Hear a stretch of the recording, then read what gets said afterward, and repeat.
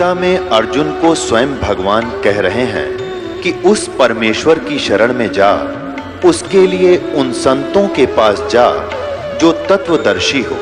इसी प्रकार हजरत मोहम्मद को उनका अल्लाह कह रहा है कि कोई और पूर्ण परमात्मा है, उसको पाने के लिए उन तत्वदर्शी संत की तलाश कर। वो प्रभु कौन है, ये जानने के लिए कृपया अवश्य सुनिए जगत गुरु तत्वदर्शी संत रामपाल जी महाराज के अमृत वचन। फिर क्या बताते हैं, चौथे नंबर के जो ज्ञानी हैं, वो ज्ञानी कौन है? ज्ञानी की परिभाषा इस प्रकार है कि जिसको ये ज्ञान हो गया कि मानव शरीर केवल परमात्मा प्राप्ति सत्साधना करके जीवन जन्म ये मोक्ष प्राप्त करना इसका उद्देश्य है और कुछ नहीं है। बाकी जो संतानोत्पत्ति है या कोई परवरिश के लिए कार्य है, ये तो हमारी यहाँ मजबूरी है, ये तो करना ही होना है और करना भी है। लेकिन ये ज़रूरी है कि यदि मनुष्य जीवन प्राप्त करके मोक्ष नहीं हुआ तो यूजलेस है मानव शरीर। परमात्मा भी अपनी वाणी में, उस सच्चिदानंद घन ब्रह्म कबीर वाणी में कहते हैं कि मानुष जन्म पाए के जो नहीं रटे हरि नाम, और जैसे कुआ जल बिना फिर बनवाया क्या काम। तो जिनको ये पता चल गया, जैसे परमात्मा कहते हैं मनुष्य जीवन पा करके जो भक्ति नहीं करते, कहते हैं राम रटत कोढ़ी भलो, चू चू पड़े दो चाम, और सुंदर दे किस काम की जा मुख ना ही नाम। और यहाँ तक कहा कि जीव व्याते वाह बली जो रटे हरि नाम, और नहीं तो काट के फेंक दियो यो मुख में भलो नहीं चाम। फिर कहते हैं राम रटत दारिद्र भला, दारिद्र माने रंक, गरीब, निर्धन। राम रटत दारिद्र भला, टूटी घर की छान, और सुंदर मैल किस काम के जा भक्ति नहीं भगवान। तो परमात्मा ने इतना महत्व दिया। इसी प्रकार सब सदग्रंथों में ये प्रमाण है कि मनुष्य जीवन परमात्मा प्राप्ति मोक्ष कराने के लिए, शुभ कर्म करने के लिए ही प्राप्त होता है। तो ज्ञानी आत्मा को ये पूरा दृढ़ निश्चय हो जाता है, और साथ में उसको ये भी दृढ़ निश्चय होता है कि ये आन उपासना, देवी देवताओं की पूजा, ब्रह्मा विष्णु महेश तक की पूजा, या श्राद्ध आदि निकालना, या कोई और उपासना जो हम करते हैं, तीर्थ आदि की उपासना, ये मोक्षदायक नहीं है। उनको ये पता है कि पूर्ण परमात्मा की भक्ति से पूर्ण मोक्ष होता है, और वो पर उसकी भक्ति से ही लाभ होता है। अब वो क्या करते हैं, जैसे गीता ज्ञानदाता कहता है कि ये ज्ञानी आत्मा, चौथा जो ज्ञानी है वो मुझे प्रिय है और उसको मैं प्रिय हूँ, क्योंकि वो मुझे इसलिए प्रिय है कि वो ब्रह्मा विष्णु महेश की पूजा छोड़कर ब्रह्म साधना पर लग गया है, उनसे कुछ अच्छा लाभ मिलेगा उसको। और फिर क्या बताता है कि ये सभी ज्ञानी आत्मा हैं तो उदार,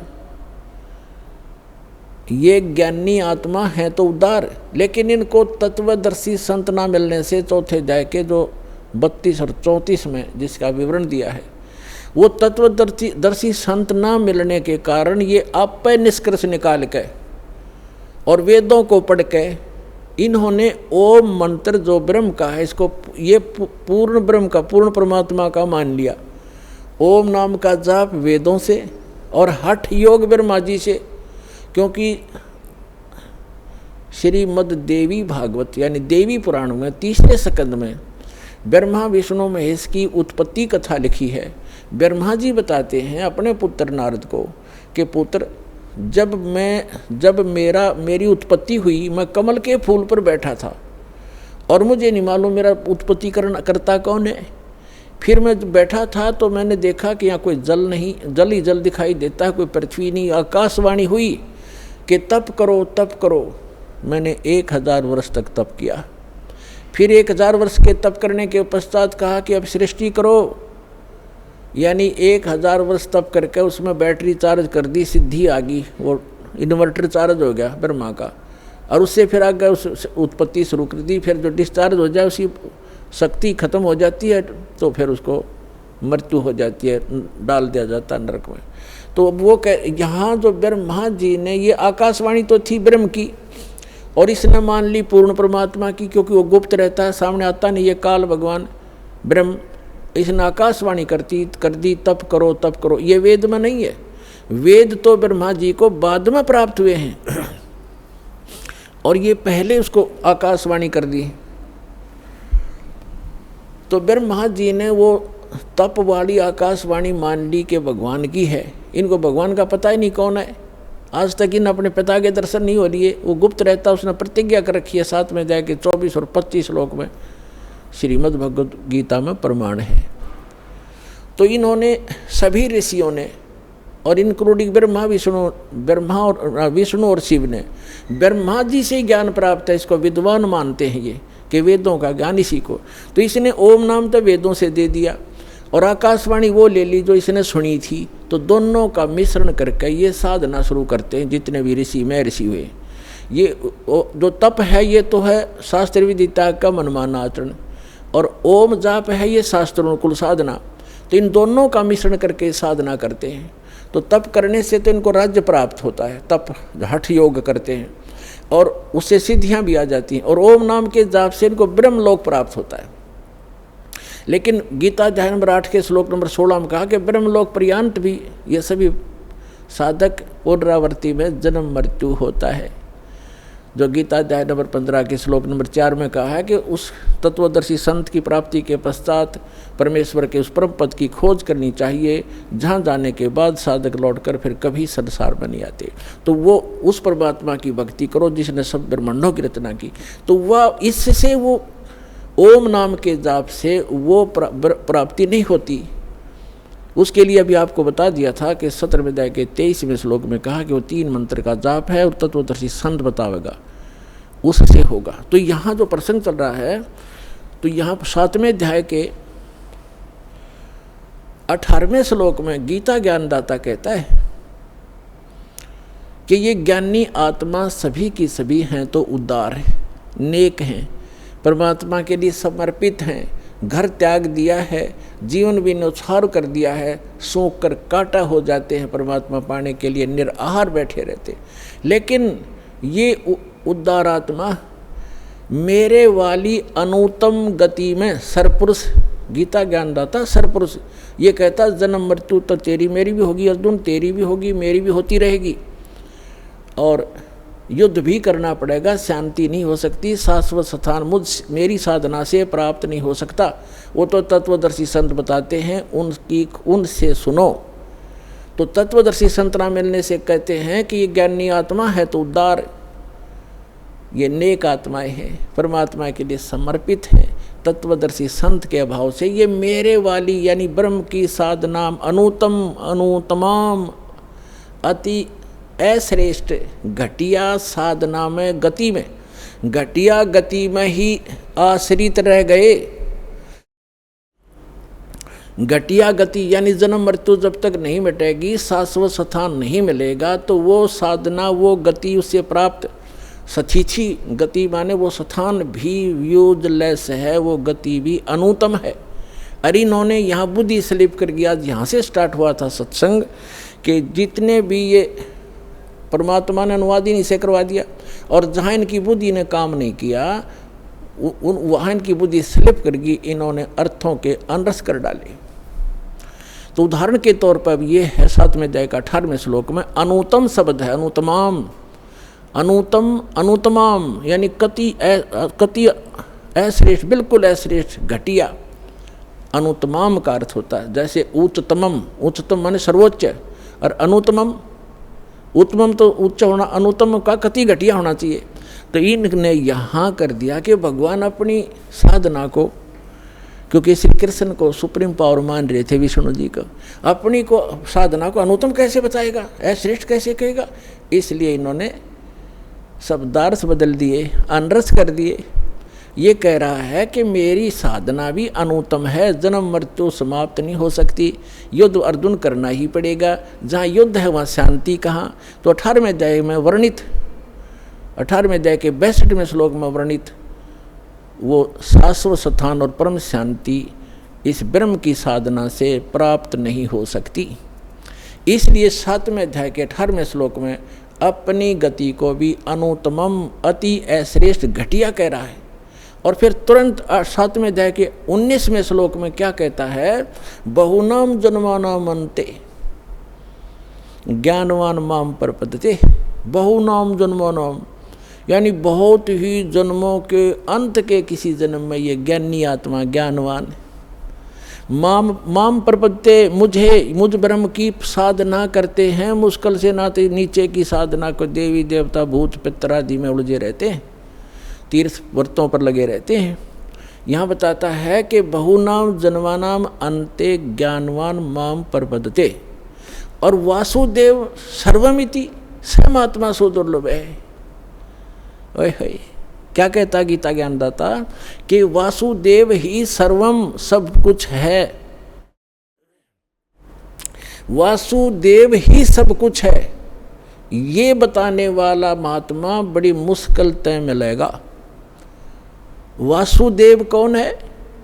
वासुदेव का अर्थ क्या है? सर्वव्यापी और सर्व समर्थ, जिसका सबके ऊपर अधिपत्य हो, वो उसको वासुदेव कहते हैं। श्री कृष्ण वासुदेव नहीं थे, वो तो वासुदेव के पुत्र थे, उसके पिता का नाम था वासुदेव। जैसे कोई अपने पुत्र का नाम विष्णु रख ले, क्या वो त्रिलोकीनाथ हो जाएगा? तो वो वासुदेव का पुत्र था। श्री कृष्ण वासुदेव नहीं थे, वो कह ले वे सब कहने लगे उसको वासुदेव, वो वासुदेव नहीं थे।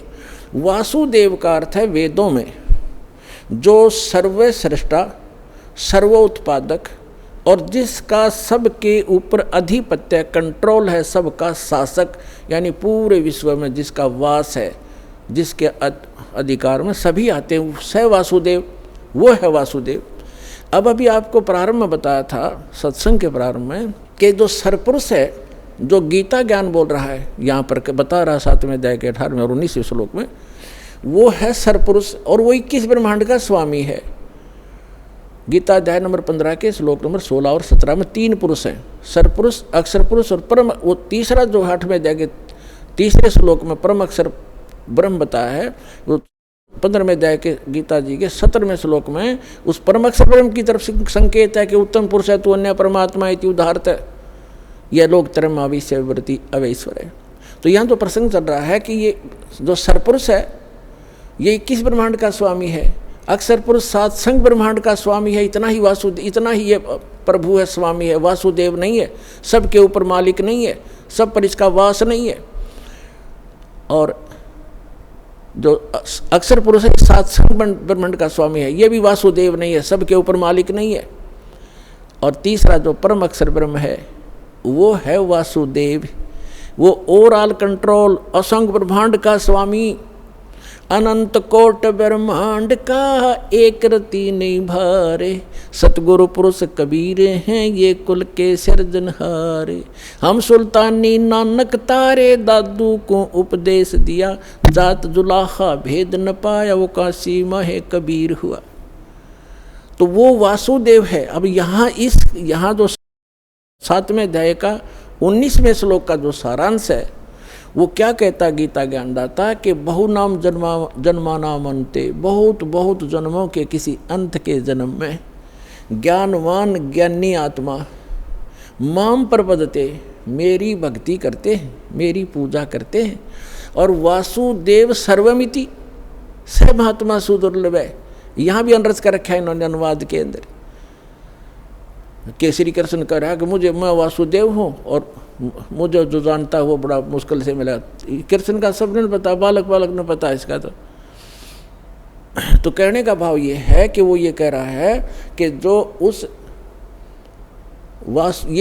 ये बतावेगा संत कि वासुदेव ही सर्वम, यही पूर्ण परमात्मा है, यही पूर्ण मोक्षदायक है, इसी की साधना से शाश्वत स्थान प्राप्त होगा और ये पाप नाशक है, ये सारी सब ब्रह्मांडों का कुल का मालिक है। ये बताने वाला महात्मा बड़ी मुश्किल तय मिलेगा। इस पर थोड़ा सा उदाहरण देते हैं। जैसे परमात्मा का विधान है, वेदों में वर्णित है। ऋग्वेद मंडल नंबर 9 सूक्त 82 मंत्र 1, 2, 3 में, ऋग्वेद मंडल नंबर 9 सूक्त 86 मंत्र 26 और 27 में, ऋग्वेद मंडल नंबर 9 सूक्त 54 मंत्र 3 में, ऋग्वेद मंडल नंबर 9 सूक्त 20 मंत्र 1 में, ऋग्वेद मंडल नंबर 9 सूक्त 1 मंत्र 8, 9 में, ऋग्वेद मंडल नंबर 9 सूक्त 94 के मंत्र 1 में, ऋग्वेद मंडल नंबर 9 सूक्त 95 के मंत्र 2 में, ऋग्वेद मंडल नंबर 9 सूक्त 96 के मंत्र 16 से लेकर 20 में और अनेक स्थानों पर ये प्रमाण है कि वो परमात्मा ऊपर रहता है, पूर्ण परम अक्षर ब्रह्म, और वहाँ से गति करके आता है, अच्छी आत्माओं को मिलता है, उनको तत्व ज्ञान से परिचित कराता है, वो कवियों की तरह आचरण करता है और अपनी अमृतवाणी को लोकोक्तियों के माध्यम से, दोहों के माध्यम से, शब्दावलियों के माध्यम से वर्णित करता है।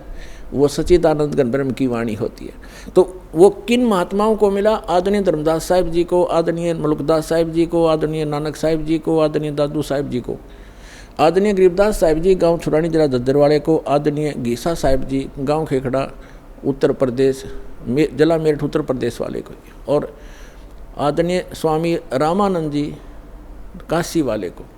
ये तो महापुरुष दास के नॉलेज में है जिनको भगवान सीधे मिले, तो अपने नियमानुसार, अपने लीला अनुसार मिलते, ऐसे मिले।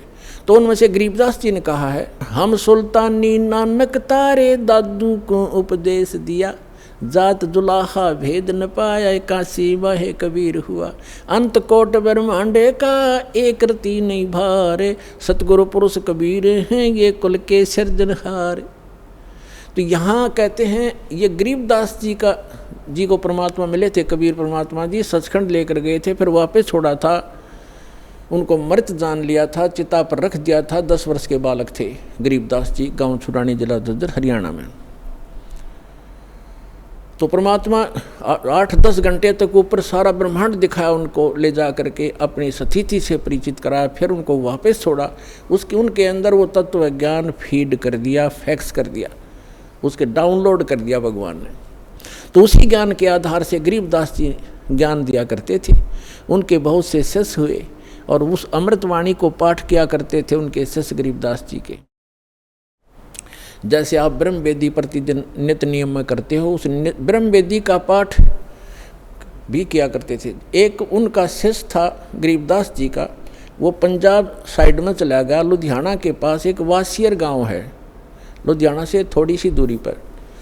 उसके बाहर गर्मी, आजकल का मौसम था गर्मियों का, वृक्ष यात्रा करता हुआ जा रहा था वो भक्त, और वहाँ बैठ गया, नहा धो कर सुबह तालाब के किनारे स्नान करके वहाँ बैठ के अपना सुबह का नित्य नियम करे था, गरीबदास जी की वाणी का जो आप करते हो। और एक रामराय नाम का एक बहुत बड़ा धनी था, 800-900 बीघे ज़मीन थी उसको राय साहब कहा करते थे, और वो थोड़ा सा बैकलासा व्यक्ति था, उसको झुमकरा भी कहा करते थे, यानी ज़्यादा डामाडोल विचारों का व्यक्ति था धार्मिक व्यक्ति।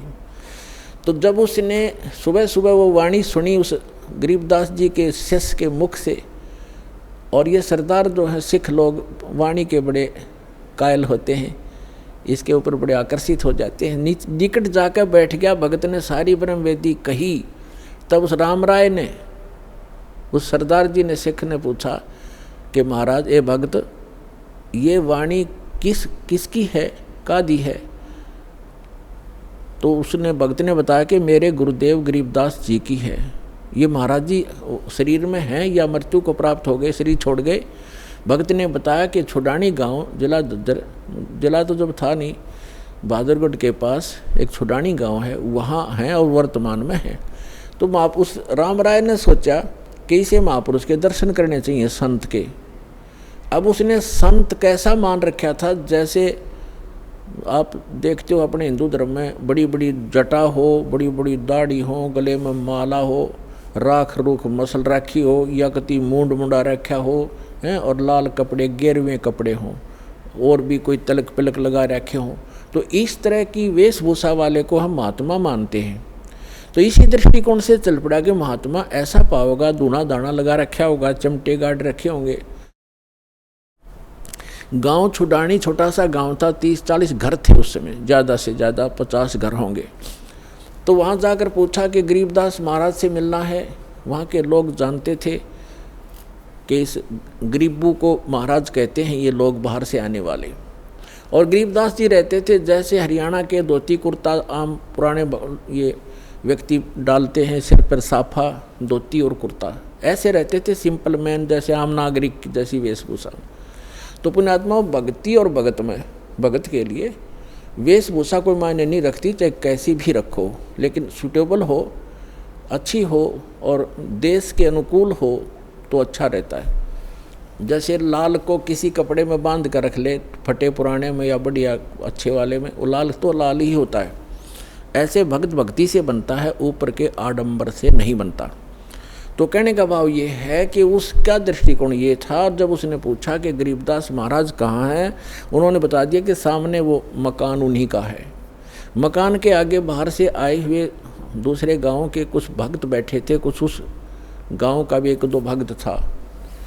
उनसे पूछा भी महाराज गरीबदास जी कहाँ हैं, उन्होंने बताया भी बैठ जाओ अभी आ जाएंगे, बाहर घूमने गए हैं सुबह सुबह।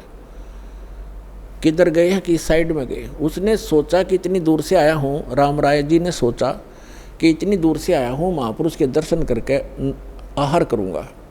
उनसे पूछा कि किस साइड में गए हैं, मैं उनके दर्शन करना चाहता हूँ। और ये भी पूछा कि कितनी देर में आएंगे। तो वहाँ वो उपस्थित भक्तों ने बताया कि उनकी मर्जी है भाई साधु संतों की, आओ तो अभी आ जाओ, ना तो दोपहर तक नहीं आवे। तो कहाँ मिलेंगे, किस दिशा में गए हैं, कहाँ मिलेंगे कि सामने एक रहट लगा हुआ है, वहाँ एक झोंपड़ी है, कई बार वहाँ भी बैठकर वो अपनी भक्ति करते होते हैं। उधर से वो जा रहा था उसी रास्ते से खेतों में, उधर से गरीबदास जी आ रहे थे, एक सिंपल वेशभूषा हरियाणे की, और सिर पे पशुओं का चारा ले रखा था, थोड़ा सा एक बंडल सा बना के, भुट्टा कहते हैं जवार का। वो आ रहे थे और कोई व्यक्ति बीच में था नहीं। तो राम राय ने गरीबदास जी से पूछा कि भाई किसान, मैंने महाराज गरीबदास जी से मिलना है और सुना है वो इधर आए हुए हैं, आपने देखा? अब गरीबदास जी तो अंतर्यामी थे, उनको मालूम था कि इस भगत के मन में संत की वेशभूषा कुछ भिन्न ही है, और यदि मैंने कह दिया कि मैं हूँ गरीबदास तो ये कतई नहीं मानना और वापस चला जाएगा, और जिस उद्देश्य से ये भक्त आया है उससे वंचित रह जाएगा। इसलिए गरीबदास साहिब जी ने कहा कि आ जाओ भक्त, आ जाओ मेरे साथ आओ, मैं आपको गरीबदास महाराज से मिलाऊंगा। अब वो पीछे पीछे हो लिया। जब वापस आए उसी घर में पहुँचे जहाँ उनका घर था, भगत बैठे थे। भगत उठे, उन्होंने किसी ने तो महाराज के चरणों में दंडवत प्रणाम किया, किसी ने भाग करके वो सिर पे रखा हुआ पशुओं का जो चारे का भुट्टा था बंडल वो उठा ग्रहण किया। अब राम राय ने सोचा कि ये कौन भाई, कोई सेठ, ये अच्छा जमींदार होगा, किसान, क्योंकि गरीबदास जी भी 1400 एकड़ ज़मीन थी गरीबदास जी की, इतने बड़े किसान थे। तो उसने सोचा ये किसान होगा कोई। उनसे पूछा भक्तों से कि वो ये कौन है भाई? तो वो भगत जो कह नहीं, यही तो है गरीबदास जी महाराज। अब उस सरदार जी का तो सिर घूम गया कि यो महाराज, ये तो एक आम आदमी है, सिंपल मैन, धोती कुर्ते वाला किसान है। अब वो लगा फिर वो झूमन, उसका दिमाग घना इधर उधर। गरीबदास जी समझ गए, एक झुमकरा झूम गया। उसने सभी भक्तों को इधर उधर कर दिया। किसी को कहा बैलों को पानी पिला लो, किसी का चारा काट दो, मेरे लिए नहाने के लिए एक बाल्टी पानी का रख दो, और उस झुमकरे को कह दिया यहाँ बैठ जाओ महात्मा भगत जी। वो बैठ गया, बस चल इतनी दूर से आया हूँ, बैठते जाता हूँ, पर आ गया गलत, खोदा पहाड़ निकली चुईया। क्योंकि उसने तो महात्मा मान रखा था कि ऐसा होगा, जोटा जोटा रखी होगी, ढूंढा दौड़ा राख रूख मसल रखी होगी, पता नहीं जंगल में बैठा होगा। गरीबदास जी स्नान करने लग गए, धोती बांधा करते थे। तो धोती ऐसे एक बेल्ट सी बांधते हैं, देखा होगा यहाँ भक्त धोती वाले बता देंगे। कोई धोती बांध के और उसके ऊपर से एक रस उसी का हिस्सा एज ए बेल्ट बांध जाकर, उसने अड़बंद कहते हैं हमारे देसी भाषा में, अड़बंद। तो जब एक हाथ का उनका चोट लगी हुई थी उंगली के, गरीबदास जी ने पट्टी लपेट रखी थी।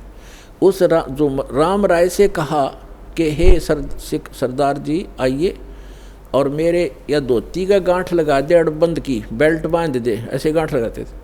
अब जो ही उसने अड़बंद की गांठ लगानी चाहिए, जैसे रुमाल होते हैं ये, धोती शरीर के अंदर से निकलाई और गांठ धोती का लगी।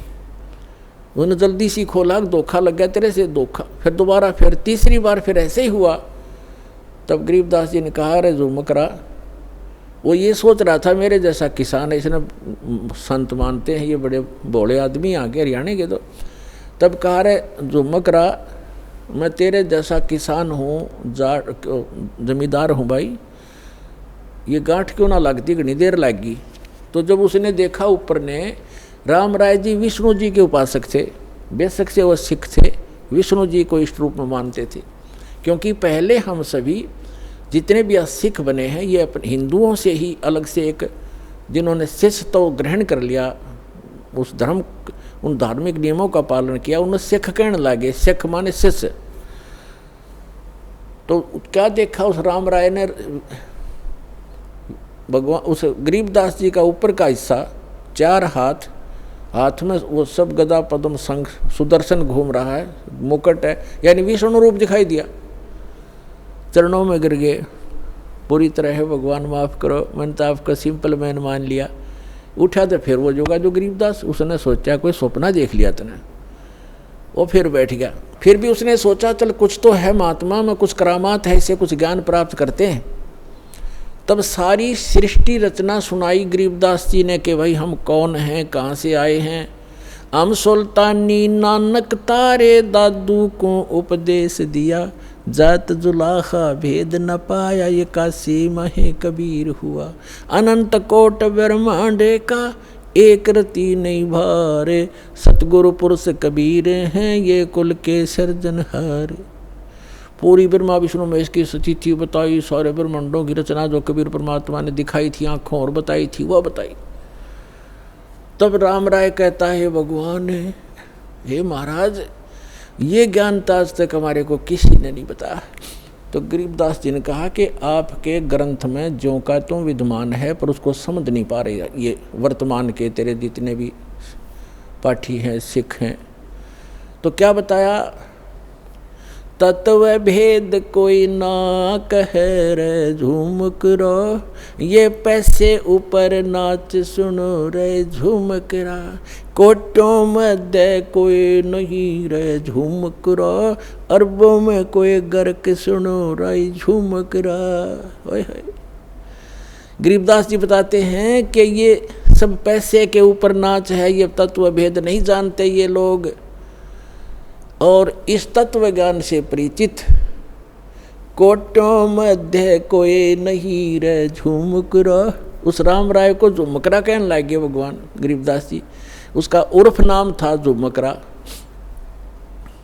तो इस एक बात से तो ये प्रभावित हुआ कि तेरा नाम झुमकरा है, यहाँ कोई जाना नहीं था, इन्होंने झुमकरा बता दिया। जो आम व्यक्ति वहाँ झुमकरा से जानते हैं, ओरिजिनल नाम राम राय था उसका।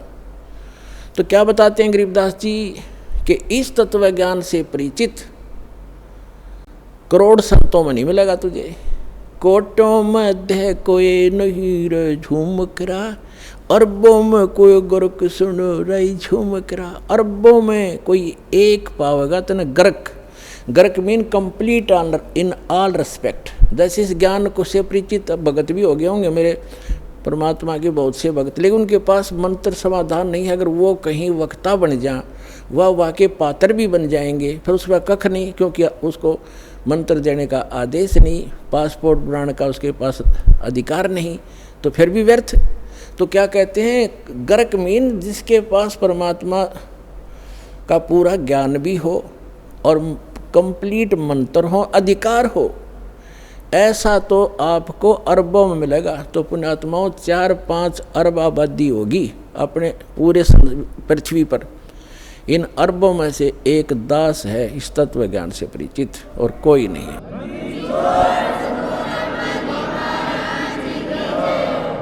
अब हम आते हैं उस प्रसंग पर। आप आज का प्रसंग पूरा करते हैं। अब कहते हैं 7वें अध्याय के 18वें मंत्र में गीता ज्ञानदाता अपनी गति को भी अनुत्तम क्यों कहता है, घटिया क्यों कहता है। इसका ये है कि जन्म मृत्यु ये खुद कहता है। चौथे गीता ज्ञानदाता 4 अध्याय के 5 और 9 श्लोक में, दूसरे अध्याय के 12वें श्लोक में, 10वें अध्याय के दूसरे श्लोक में कि अर्जुन तेरे और मेरे बहुत जन्म हो चुके हैं, आगे भी होते रहेंगे और पहले भी हो चुके हैं। तो इसलिए 18वें अध्याय के 62वें श्लोक में कहता अर्जुन तू सर्वभाव से उस परमेश्वर की शरण में जा, उसकी कृपा से परम शांति को, सनातन परम धाम को प्राप्त होगा।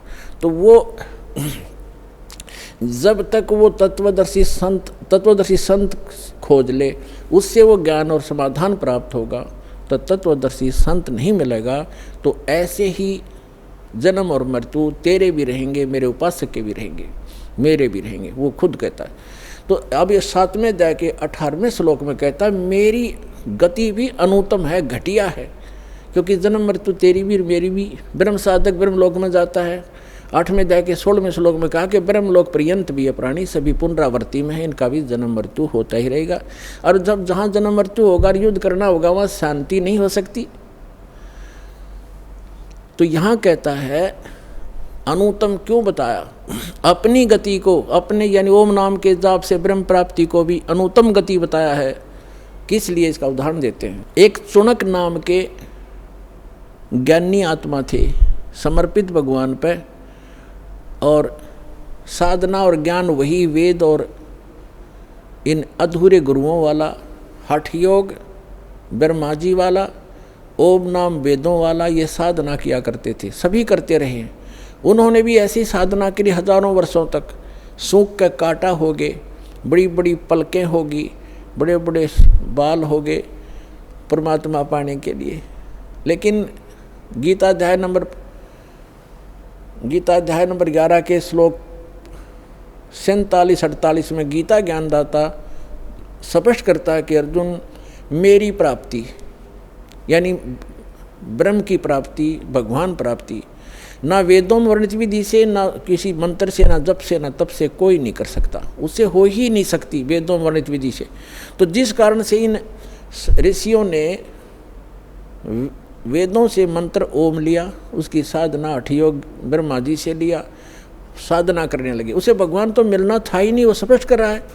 तो उससे सिद्धियाँ आ गई इनके अंदर, और उन सिद्धियों के आधार से ये प्रभु पाक गए अपनी एक दूसरे। जैसे अगस्त ऋषि में सिद्धि थी 7 समुद्रों को पी लेना, ये कोई छोटी सिद्धि है। 7 समुद्रों को एक घूंट में ऐसे चलू भर के और सारे सुखा दिए थे, ऐसी सिद्धि होती है आध्यात्मिक शक्ति। लेकिन भगवान नहीं हो सकता इन सिद्धियों से, और फिर वापस कुरला कर दिया तो 7 समुद्र भर गए। तो कहने का भाव ये है कि ये तो सिद्धि है परमात्मा से की साधना करने से थोड़ी बहुत ये बैटरी चार्ज हो जाती है, जिसे कुछ चमत्कार दिखा देते हैं। इन्वर्टर में पंखा चल पड़ा, लाइट चल पड़ी, छोटा मोटा रोशनी होगी, मोटर नहीं चला सकता इन्वर्टर जो 10 पावर हाउस पावर की। तो ये छोटे मोटे इन्वर्टर बन गए और बैटरी चार्ज हुई, फिर डिस्चार्ज कर दी, वो ख़त्म हो गए, पशु बन गए। तो कहने का भाव ये है, ऐसे ही चौनक ऋषि थे, इन्होंने सिद्धियाँ प्राप्त कर ली, और इतनी सिद्धि होगी कि आम सिद्ध पुरुष भी उसका अगर नतमस्तक होने लगा, बड़ा बोलबाला हो गया। एक मानदाता चक्रवर्ती राजा था। चक्रवर्ती राजा का अर्थ होता है जिसका पूरी पृथ्वी पर शासन हो, और उसके अंतर्गत छोटे छोटे नवाब राजा लोग होते हैं, वो उसको टैक्स देते हैं, उसके पराधीन होते हैं, उसके आदेश से चलते हैं, सब कार्य करते हैं। और 2-4 वर्ष के बाद वो क्या करता है राजा, ये देखने के लिए कि मेरे शासनकाल में किसी ने मेरी स्वाधीनता अस्वीकार तो नहीं कर दी है, मेरी पराधीनता कोई अस्वीकार तो नहीं कर दिया, यानी मेरे अपने आप में स्वयंभू कोई राजा ना बन गया हो, उसके लिए एक घोड़ा छोड़ते हैं जो राजा का निजी घोड़ा होता है, और उसके आगे एक पंपलेट लटका दिया जाता है कि जिस भी राजा को अपने मानदाता चक्रवर्ती राजा की पराधीनता स्वीकार ना हो, इस घोड़े को पकड़ के बांध ले और युद्ध के लिए तैयार हो जा। राजा के पास 72 करोड़ सेना है, ये समझो सिंपल भाषा में। 72 अक्षौणी का तो वैसे अलग से होता है, जैसे इतने घुड़सवार, इतने रथ वाले, इतने फलाने हाथी वाले, वो मिला करके सारा होता है, हम सिंपल भाव से समझते हैं। 72 करोड़ सेना है, 72 अक्षौणी।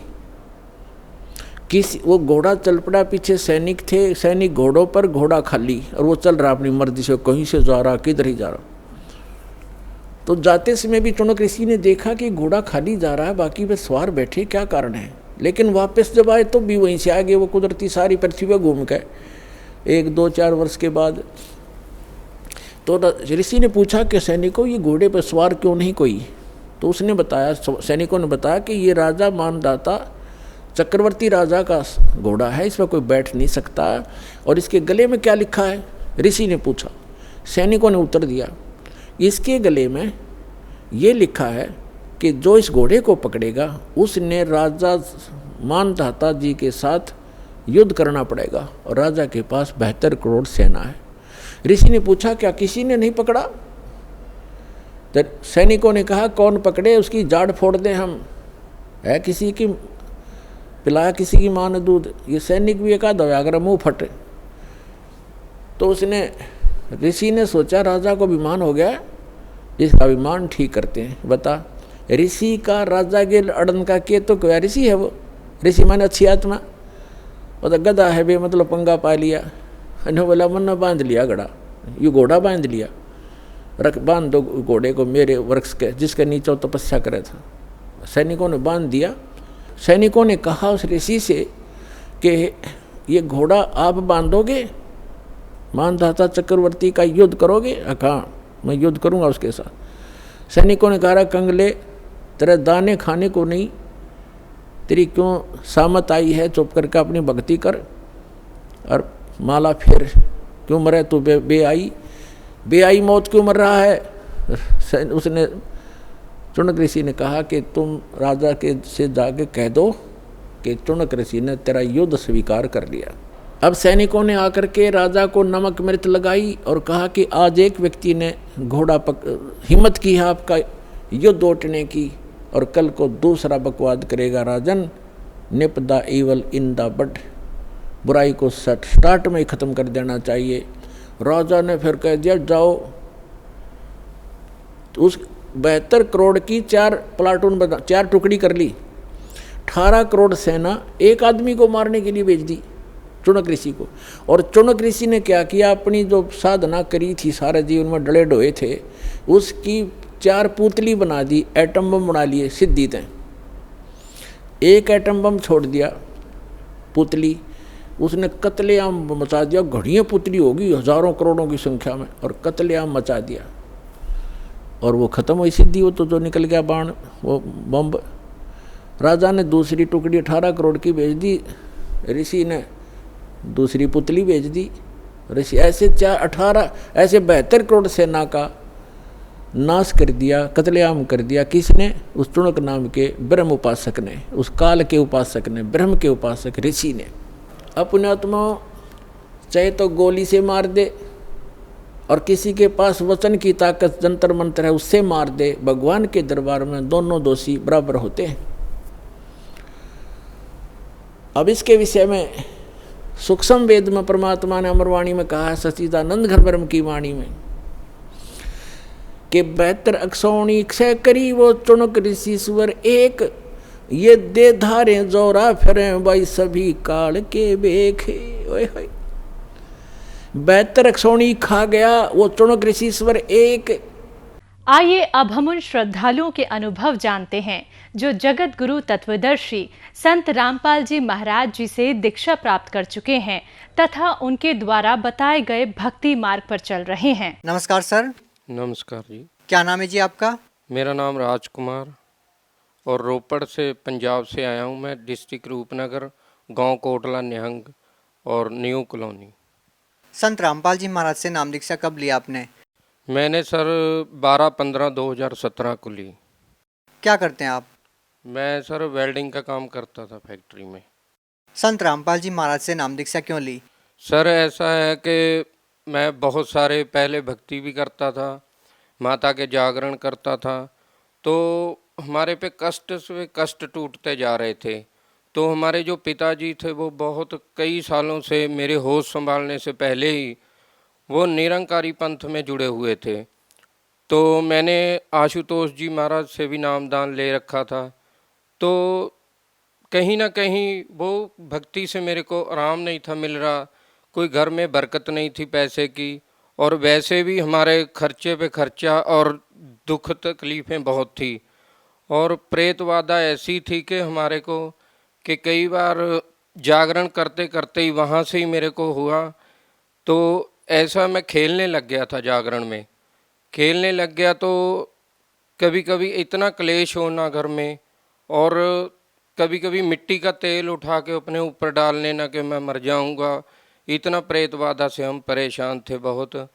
तो हुआ क्या ही, ऐसे ही कभी कपड़े फाड़ देने, भाग जाना, हमारे पास नज़दीक ही नहर है, कि मैं मर जाऊंगा, मैं नहीं जीऊंगा। तो मेरे 3 लड़के थे सर। 3 लड़कों में से एक मेरा बेटा भी ऐसे ही ब्लड कैंसर हो गया था उसको 5 साल की उम्र में, वो भी मृत्यु को प्राप्त हो गया। तो मैं कहीं ना कहीं ये सोचता था कि भगवान, सभी बोलते हैं कि माता के, शुरू से ही मेरी ना बचपन में माँ मर गई थी सर। मैं 6 महीने की उम्र थी मेरी, तो जो मेरी मदर थी, मेरा सर यहाँ से पूरा गल गया था, यहाँ से हड्डी निकल गई थी एक यहाँ से, तो पूरा डैमेज हो गया था। तो मेरी मदर इसी चक्कर में मर गई कि नहीं ये बचेगा नहीं। तो सर मदर तो मर गई, फिर मैं बच गया। मेरा अमृतसर में ऑपरेशन हुआ इसका। तो मेरे जब मैं होश संभाली तो मेरी मदर की कोई फ़ोटो भी नहीं थी घर में। मैंने को नहीं था पता माँ कैसी होती है। तो सर जी मैंने जब होश संभाली तो मैंने माता दुर्गा को, और मैं यही सोचा कि यही जगजननी है, यही सृष्टि की रचनहार है। तो मैं माता को बहुत मानता था। सबसे ज़्यादा इतना मैं करता था कि जो भी करते हैं माता ही करती है, तो सारा कुछ इतनी भक्ति करता था कि मैं 1-2 बार माता ने मेरे को दर्शन दिए। मैं नैना देवी साल में 2 बार, 3 बार, और कई बार साल में 1 बार जरूर जाता था। तो जागरण भी करता था मैं। हमारे गांव में जागरण पार्टी थी, तो मैं शुरू से ही जागरण के बहुत मेरा होता, गाने बजाने में रुचि थी। तो जब मैं माता को 1-2 बार मेरे को माता भी दिखाई दी, दर्शन दिए माता ने, तो इतना मतलब मेरे को कोई लाभ नहीं था मिलता। मैं बोलता था कि मैं इतनी भक्ति भी करता हूँ माता की, और मैं निरंकारी पंथ में भी जुड़ा हुआ हूँ। मेरे ससुराल वाले, मेरी शादी भी निरंकारी पंथ के हिसाब से ही हुई थी। तो ये सारा कुछ करते करते फिर मैंने ये छोड़ के मैंने आशुतोष जी के पास भी गया। तो उन्होंने भी जो साधना बताई थी कि ऐसे 2.5 घंटे 3 घंटे बैठना है, नाक कान मूंद के, तो अपनी जीव है जो तालू को लगानी है, तो साधना करनी है, तो आपको परमात्मा की प्राप्ति होगी। वो भी बोलते कि प्रकाश दिखता है, धुनकार दिखेगी, सुनाई उसको सुनना है। तो मैं कहीं ना कहीं ये सोचता था कि परमात्मा, हम ऐसे हैं तो परमात्मा कैसा होगा। परमात्मा हमको जिसने बनाया है वो हमारे जैसा ही होना चाहिए, कि ये लोग कैसे बताते हैं कि परमात्मा ऐसा है, परमात्मा ऐसा है। तो मेरे को जचती नहीं थी बात वो। कहीं ना कहीं मैं ये सोचता था कि परमात्मा आप कहाँ हो, कैसे मिलोगे मेरे को। तो इतना कष्ट होते होते आखिरकार मेरे 2011वें महीने 17 को 4 तारीख को मैं फैक्ट्री में सेकंड सैटरडे को सुबह 10 वाली चाय पी के काम कर रहा था सीढ़ी पे ऊपर। तो नीचे बहुत बड़ा कबाड़ पड़ा हुआ था लोहा, तो मैं ऊपर से गिर गया सर जी। मेरे को नहीं पता, मेरे ना महीने में 2 महीने में ऐसी चोट लगती थी कि बड़ी कसूती चोट लग जाती थी, बहुत देर बहुत चोटें भी लगती थी। तो ऐसे करते करते मैं क्या, अभी भगवान मेरे पे इतना कष्ट क्यों आ रहा है, हमारे घर में इतना क्लेश। और सर जी मैं नशा इतना करता था ना कि मैं दारू पिए बिना नहीं था रह सकता। एक बार ऐसे ही जैसे मिट्टी का तेल डाल लेना, एक बार मैंने लुधियाने में अपने भाई के पास गया हुआ था, तो ऐसे ही कहा सुनी हो गई, हमारी घर पे झगड़ा हुआ। तो मेरे को वहाँ, भाई मेरा जॉब करता था लुधियाना में, मैं वहाँ उनके पास गया, तो मैंने वहाँ पे लैटरिन में जो डालते हैं तेज़ाब, वो मैंने पी लिया। तो सर मेरे नाक से मुंह से सारी चर्बी निकल गई, मेरा जीरो हो गया शरीर। मेरे को डीएमसी हॉस्पिटल लुधियाना में लेके गए, तो उन्होंने भी जवाब दे दिया कि नहीं ये नहीं बचेगा भाई, इसको ले जाओ। तो मैंने कहा कि बोलती बंद हो गई, जीभ नहीं थी चल रही, तो मैं इशारे से बात करता था कि मेरे को घर ले जाओ। सर इतनी सारी समस्या आप गिनवा रहे हैं, लेकिन जिन संतों का आपने नाम लिया कि निरंकारी पंथ से आप जुड़े हुए थे, आशुतोष महाराज से आप जुड़े हुए थे, वो तो यही कहते हैं ना कि प्रारब्ध का कर्म तो आपको भोगना ही पड़ेगा। तो फिर समस्या क्या थी? आपको संत रामपाल जी महाराज से नाम दीक्षा लेने की क्या जरूरत पड़ी? सर जी ऐसा है, सभी बताते हैं कि जो जो पाप कर्म है इंसान को ये भोगने पड़ते हैं, क्योंकि संत रामपाल जी महाराज एक ऐसे संत हैं और जो कबीर साहब हैं जिन्होंने भी संतों भक्तों ने ये भक्ति की है, तो यही बताते हैं कि परमात्मा जो पूर्ण परमात्मा है वो पाप कर्म दंड को काट देता है और भक्त को पूर्ण शक्ति से अपनी से उसको मोक्ष देता है, अर्थार्थ भक्ति जिसको मंत्र मिल जाता है, पूर्ण परमात्मा की भक्ति। क्या जो आपने समस्या गिनवाई, जो तकलीफें आपको थी, क्या संत रामपाल जी महाराज जी से नाम दीक्षा लेने के बाद ठीक हो गई वो? 100% सर, बिल्कुल। सर, संत रामपाल जी महाराज जी से नाम दीक्षा लेने के बाद आपको और क्या लाभ मिले? सर जैसे मैंने संत रामपाल जी महाराज से नाम दीक्षा लिए को अभी 1 महीना ही हुआ था, तो जनवरी का महीना था, तो मैं रात को 1 बजे मेरे को जमदूत ले गए यहाँ से। तो वहाँ नरक था, ऐसे कुत्ते टाइप के थे जो जानवर थे और वो बोल रहे थे और 2 बंदे मेरे इस बगल खड़े थे, 2 इस बगल।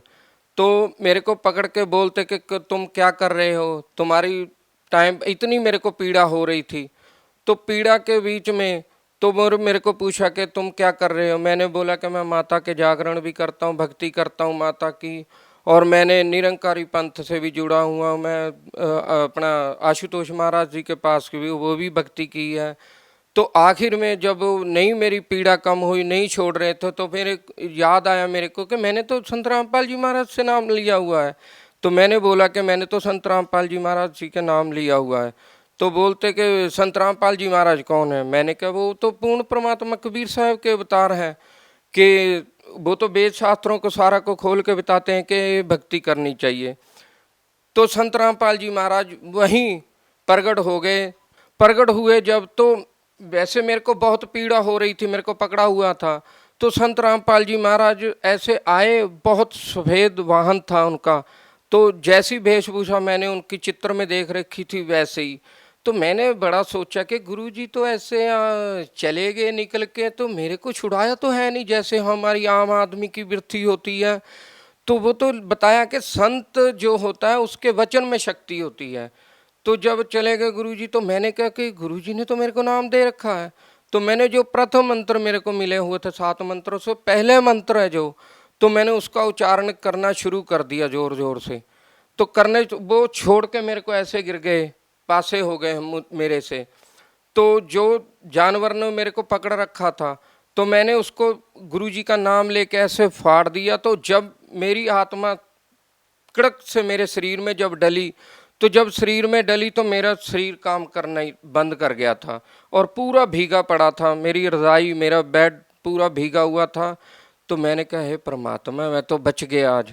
फिर मेरा शरीर नहीं था जब काम कर रहा था। मैंने फिर वो सोचा कि गुरुजी ने जब बताया कि जब कोई भी टेंशन हो, कोई भी समस्या आए, तो आपने मंत्र जाप करना है या नित्य नेम करना है। तो मैंने जब देखा कि 3 बज चुके हैं, तो मैंने सर रात को, मेरे को पता है मैं फ़ोन इतनी दूर टीवी के पास रखा हुआ था, तो मैंने कहा मेरा तो फ़ोन ही नहीं है मेरे पास। जब मैंने हाथ ऐसे मारा तो मेरे सिरहाने नीचे फ़ोन था। तो जब मैंने फ़ोन चलाया तो उसमें नित्य नेम सुना मैंने और गुरुजी का स्वरूप देखे, तो मेरा शरीर नॉर्मल हो गया। बिल्कुल नॉर्मल होने के बाद मैंने जब नित्य नेम किया तो मैं सो गया। फिर नित्य नेम करने के बाद, उसके बाद गुरुजी आए संत रामपाल जी महाराज और मेरे को वो नज़ारा दिखाया सर, जो मैं आज हर किसी को बता सकता हूँ कि मेरे को संत रामपाल जी महाराज ऊपर ले गए। जो कहते हैं कि भगवान निराकार है, वहाँ कुछ नहीं है। हमारा एज इट इज शरीर ऐसा ही था, बिल्कुल प्रकाशों में ही शरीर था। दूध जैसी नदियाँ चल रही थी, वहाँ सफ़ेद रंग के वृक्ष थे और सफ़ेद ही हंस जैसे इंसान थे सभी, और उड़ के चल रहे थे सभी। ये मैंने जब चमत्कार सारा देखा तो गुरुजी, मेरे को इतनी खुशी हुई कि मैं वर्णन नहीं कर सकता। वो दिन मैं आज भी याद करता हूँ तो मेरे शरीर में अभी भी सर लू कंडे खड़े होते हैं मेरे। इतना परमात्मा ने मेरे को वो दिखाया। आज मैं ये कह सकता हूँ कि मैं जितना भी संत रामपाल जी महाराज जी का शुक्राना करूँ, जितना भी नाम लूँ, क्योंकि मेरे को पता है कि वो पूर्ण परमात्मा कबीर साहब के अवतार हैं, कबीर साहब का ही ज्ञान बता रहे हैं। हम कबीर साहब को एक आम नागरिक, आम एक जान के छोड़ रखा था। तो ऐसे ही एक बार मेरे बेटा है 18 साल का है, रोहित कुमार है उसका नाम, तो वो लैटरिन बैठा था तो रोता बहुत था। मेरे को मेरे घर वाली बोलने लगी कि ये इसको कोई तकलीफ़ है, इसको ले जाओ हॉस्पिटल दिखाओ। तो सर मैं उसको पूछा कि क्या बात है, कहता डैडी मेरे को लैटरिन नहीं आती है, मेरा बहुत बुरा हाल है। सर जी तो मैंने डॉक्टर को दिखाया तो डॉक्टर ने बोला कि इसको तो बवासीर है भाई। तो उन्होंने पर्ची पे दवाई लिख दी 1300-1400 की, बोलते कि ये 10-15 दिन इसको दवाई खिलाओ, उसके बाद फिर देखेंगे क्या करना है। तो मैंने गुरुजी के सत्संग सुनता था कि गुरुजी ऐसे लाभ देते हैं सारा।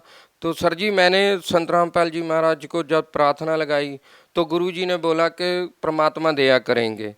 तो वैसे जब बोला तो आहिस्ता आहिस्ता वो प्रॉब्लम पता ही नहीं कहाँ चल गई। आज बेटे को 1.5-2 साल हो गए हैं, कोई प्रॉब्लम ही नहीं, बिल्कुल सही है। पहले हमारी आर्थिक स्थिति नहीं थी ठीक, आज वो भी बहुत बढ़िया हो चुकी है। तो पहले हम साइकिल से तंग थे, आज परमात्मा ने हमको 2-2 मोटरसाइकिल दे रखे हैं। और परमात्मा आगे आगे भी मेरे को इतना विश्वास है कि जो परमात्मा हमारे शरीर की बीमारियों को नाश कर सकता है, हमको सुख दे सकता, आगे हमको परमात्मा बहुत कुछ देंगे।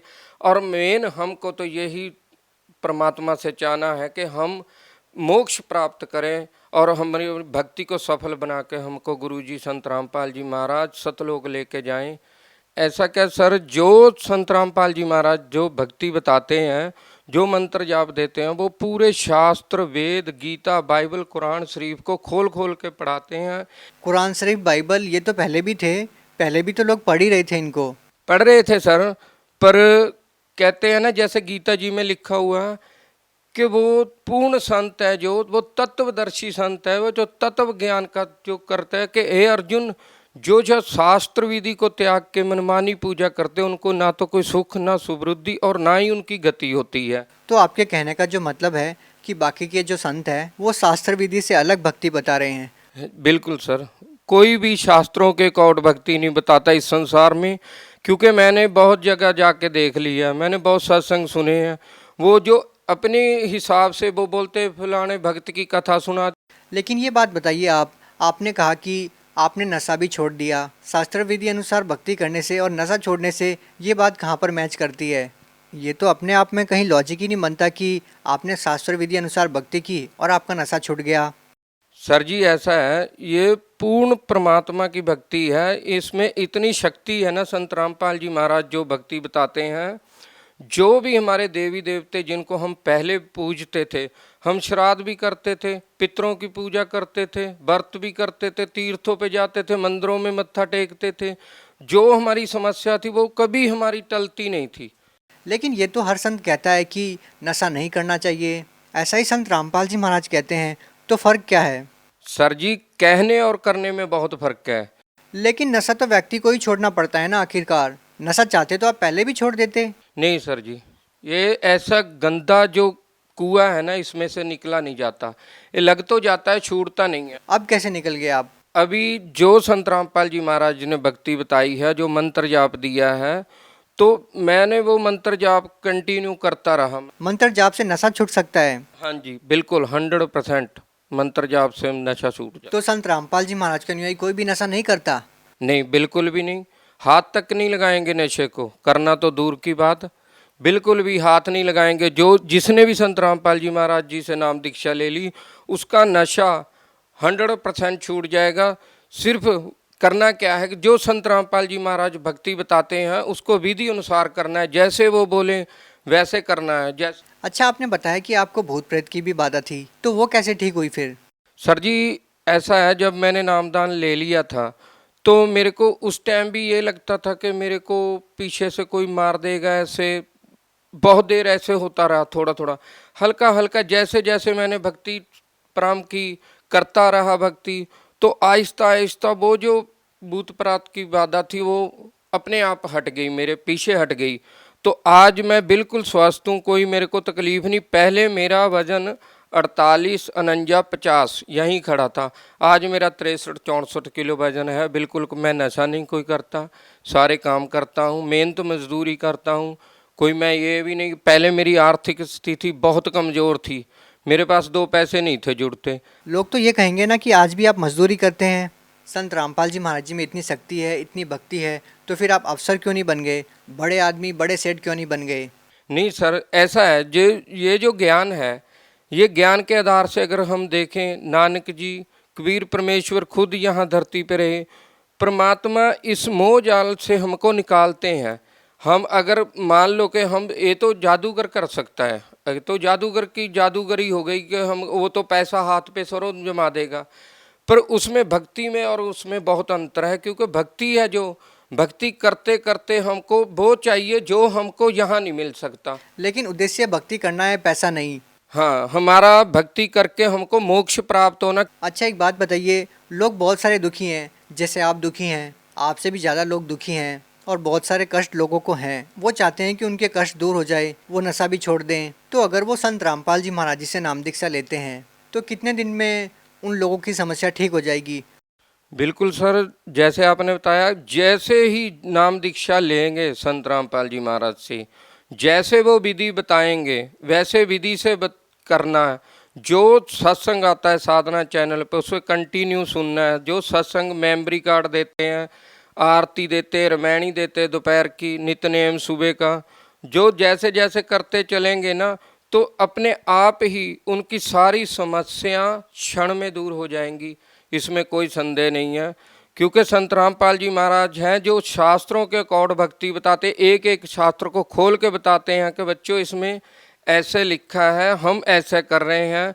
तो जब मैंने पहली बार सत्संग सुनते सुनते, जिस दिन मेरे को ये, तो सर मैं फैक्ट्री में गिर गया था, तो मेरे चोट लगी हुई थी, चोट लगी तो ये पूरा पासा मेरा डैमेज था, मैं चल फिर नहीं था सकता, बेड पे लेटा हुआ था, दवाई भी खाता था। जो मेरा नशे की लत लगी हुई थी उससे नहीं था मैं रह सकता। मीट मछली जो भी नशा था मैं छोड़ता नहीं था, कोई नशा। मेरे को ये नहीं था पता कि मैं मर जाऊंगा या नशा, नहीं, मेरे को इतना ही नहीं था, बस मैं नशा करने का मतलब था, मेरे को नशा जो भी हो चाहे जाए। मतलब मरना मंजूर था, नशा नहीं? नहीं था, नशा नहीं था छूटता ही मेरा सर। भगत समाज को क्या संदेश देना चाहेंगे? सर मैं तो यही संदेश देना चाहता हूँ भगत समाज को कि आप संत रामपाल जी महाराज जी के ज्ञान को समझें, ज्ञान को सुने, और ज्ञान को सुन के समझ के आप उनसे नाम दीक्षा ले। आपकी जैसी भी कोई प्रॉब्लम होगी तो 100% संत रामपाल जी महाराज से नामदान लेने से आपकी वो समस्या बिल्कुल ठीक हो जाएगी। सर ऐसा है, धीरे धीरे ये जो समाज है ना, ये रंगा पड़ा है। क्योंकि हम संत रामपाल जी महाराज सृष्टि रचना में भी बताते हैं कि शास्त्रों में बताते हैं कि ये जो लोक है ये काल का लोक है, हम काल की भक्ति कर रहे हैं, काल के यहाँ फंसे पड़े हैं। जब हम पूर्ण परमात्मा को जानेंगे, कि आज तक तो यही बता रहे हैं सबको परमात्मा निराकार है, परमात्मा तो वेदों में लिखा, शास्त्रों में लिखा है कि परमात्मा तो साकार है, मनुष्य दृश्य है, हमारे जैसा ही है, हमारा सृजनहार। तो जब हमको पता चलेगा कि परमात्मा हमारे जैसा है, हम पूरा ज्ञान को समझेंगे, ज्ञान को परखेंगे, तो हमको सारी दुविधा हमारी हट जाएगी और हमको पूर्ण परमात्मा का पता चलेगा कि पूर्ण परमात्मा कौन है। जी धन्यवाद। सत साहिब जी।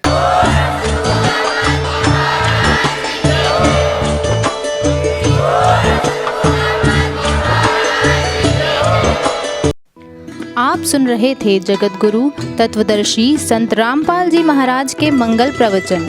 अधिक जानकारी के लिए संपर्क करें।